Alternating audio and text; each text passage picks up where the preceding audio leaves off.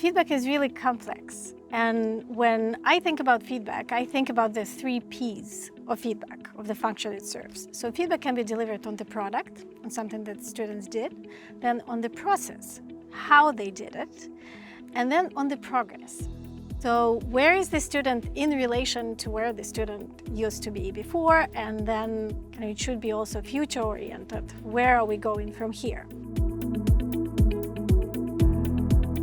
Students typically prefer, this is what research shows, feedback that's delivered by the instructor, by the supervisor, not liking peer feedback as much.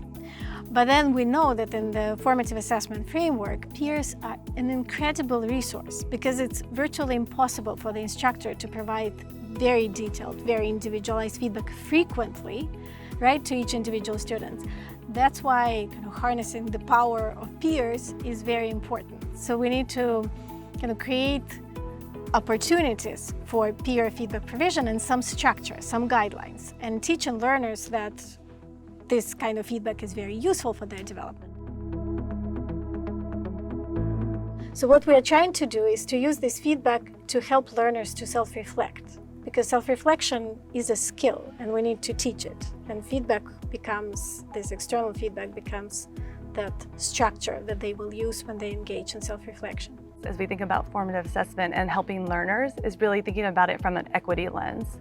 As we think about summative assessments, the question we're asking ourselves is, does the learner have the skills, yes or no? Formative serves a very different purpose. It's personalized, we're giving feedback to them. Here's where you're at, here's where you need to be, here are some strategies to really reduce that gap. And so instead of saying, do you have it or not, we're saying, how do we help you get there? And so, again, I think formative from an equity lens holds great promise in providing equitable outcomes to learners so that they can reach their goals.